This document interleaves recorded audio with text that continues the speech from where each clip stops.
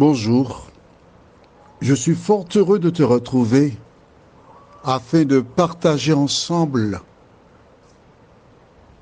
les belles paroles de la Bible. Aujourd'hui, notre thème est « Je suis enceinte ». Juste avant, prions. Notre Seigneur, notre Dieu, nous venons vers toi afin de découvrir la parole et nous laisser conduire par le Saint-Esprit qui seul nous permet d'adopter l'attitude qui convient. Merci Seigneur pour ta présence. Merci pour le salut.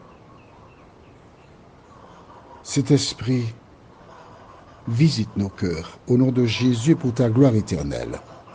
Amen.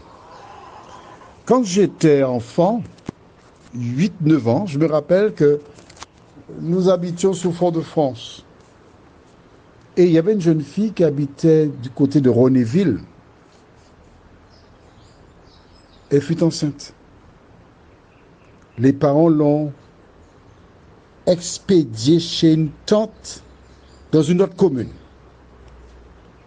C'était une honte d'avoir une jeune fille enceinte. Et dans certaines communes, certaines familles, on continue cette pratique. Alors la petite vidéo, c'est une dame qui a envoyé le message, une fille qui dit à sa maman « Je suis enceinte ». Et la mère de lui dit « Comment? Tu ne savais pas que lorsque tu allais à la source, tu risquais de trouver des poissons? Pourquoi tu ne t'es pas protégé? Etc. » D'accord? Ce genre de commentaire, je le désapprouve. Quand une jeune fille est déjà enceinte, venir lui tenir ses propos, qu'est-ce que cela peut changer à la situation? Tu comprends ça? Pourquoi tu n'as pas fait ci? Non, ce n'est pas ce dont elle a besoin. Elle a un fardeau. Et toi, en tant que maman ou papa, ou grande sœur, grand frère, ce n'est pas d'apporter encore d'autres fardeaux sur son fardeau. Ta seule attitude consiste à l'encourager. En effet, quand une personne enceinte rencontre des problèmes, des soucis, elle transmet cela au bébé et cela peut nuire à la santé du bébé. Elle n'a pas besoin de reproches. Elle n'en a pas besoin. Comment donc agir lorsque ta fille a posé une action qui est, entre guillemets, dramatique pour certains, ou ton fils? Lisons marque dans ton cahier de 300 pages, Luc 15, verset 1.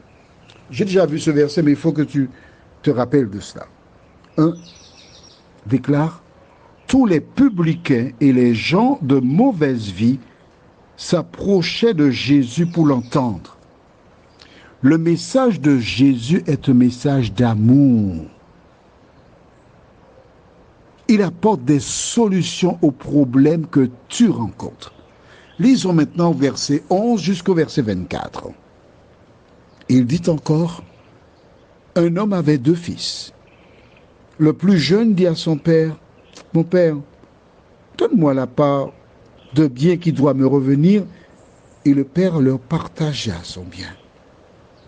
Peu de jours après, le plus jeune fils, ayant tout ramassé, partit pour un pays éloigné, où il dissipa son bien en vivant dans la débauche.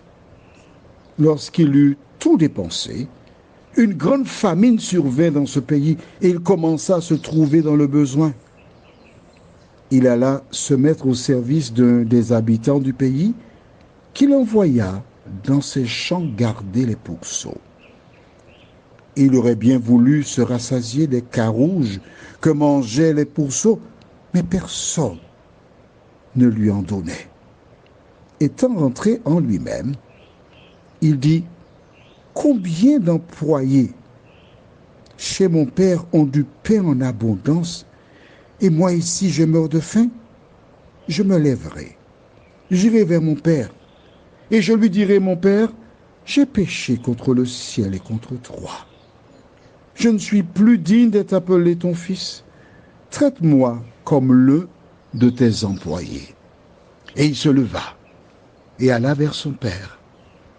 Comme il était encore loin, son père le vit et fut ému de compassion. Il courut se jeter à son cou et le baisa. Le fils lui dit, mon père, j'ai péché contre le ciel et contre toi. Je ne suis plus digne d'être appelé ton fils. Mais le père dit à ses serviteurs, apportez vite la plus belle robe et revêtez-le. Mettez-lui un anneau au doigt et des souliers aux pieds. Amenez le veau gras et tuez-le. Mangeons et réjouissons-nous. Car mon fils que voici était mort et il est revenu à la vie. Il était perdu et il est retrouvé. Et ils commencèrent à se réjouir. Que dit ce texte de la Bible? Le garçon est parti. Il a vécu en ennemi des lois de la maison. Il a vécu dans la débauche. Il a fait des bêtises. Il a fait plein de trucs. Mais quand il a pris conscience, il est revenu à la maison. Son père a ouvert les bras. Il ne lui a pas dit, où es-tu? Qu'as-tu fait? Regarde dans quel état tu es. Tu sens le caca cochon. Quel linceul que tu as. Quel déshonneur pour la... Non. Il est revenu à la maison. C'était la joie de son père. Toi, maman, toi, papa, tu as parlé à ta fille, c'est vrai. Tu as parlé. Comme un rara de la semaine 7. C'est ce que disaient les anciens par le passé. Elle se trouve enceinte. Que dois-tu faire? Est-ce que tu dois la rejeter ou agir comme le père du fils prodigue? C'est toi qui devras choisir. Mais allons maintenant au livre de Ésaïe 66. Ésaïe 66. Et nous lisons le verset 9. Ouvrirai-je le sein maternel pour ne pas laisser enfanter, dit l'Éternel? Moi qui fais naître, empêcherai-je d'enfanter, dit ton Dieu? Alors il y a des femmes qui ont été violées, abusées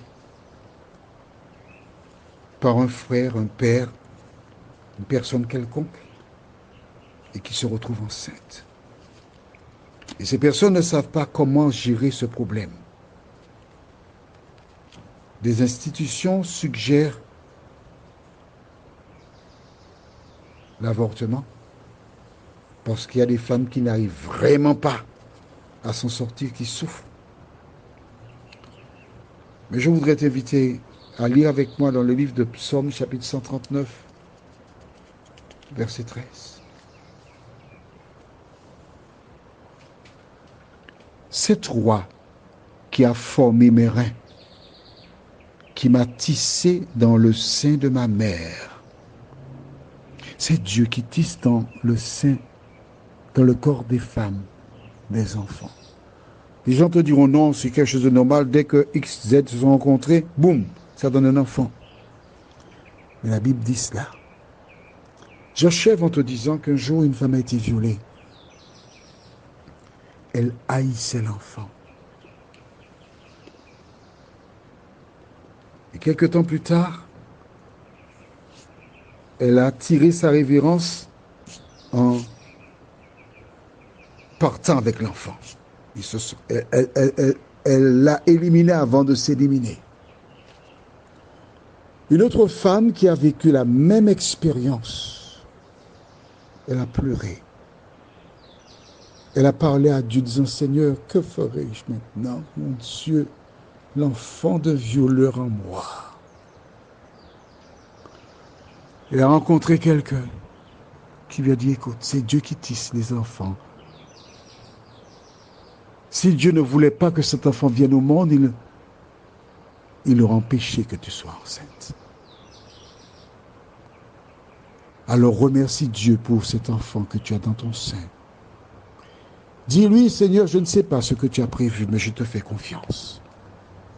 Et le Seigneur agira. Oh, ce fut difficile pour elle. Oui, je sais que c'est difficile pour toi aussi qui m'écoute, qui a été violé. Je sais, je te comprends. Tu as souffert. Tu n'es pas souhaité.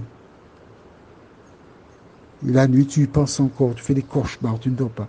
Je comprends cela. Tu n'es pas seul. Mais écoute la fin de mon récit.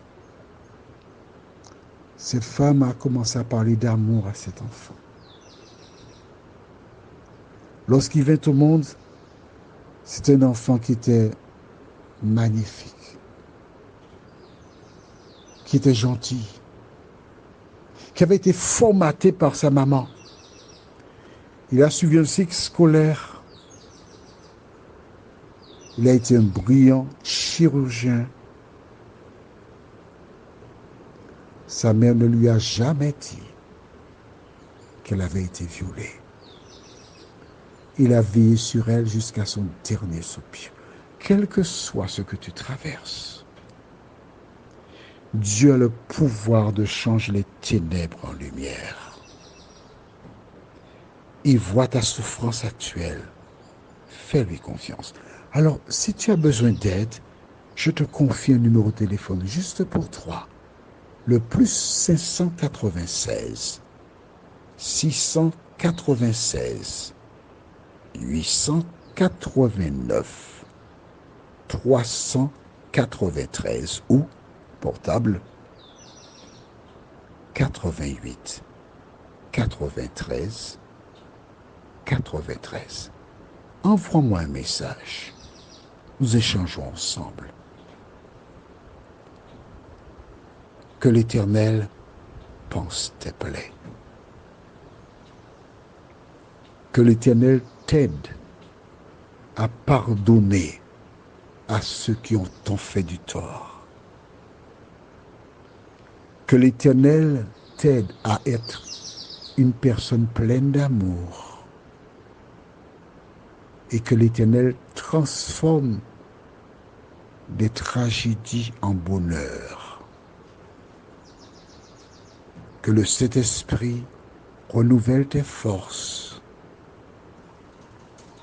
Et que le plan de Dieu se réalise pour toi. Amen. Je t'embrasse. Je te souhaite une bonne journée sous le regard de Dieu.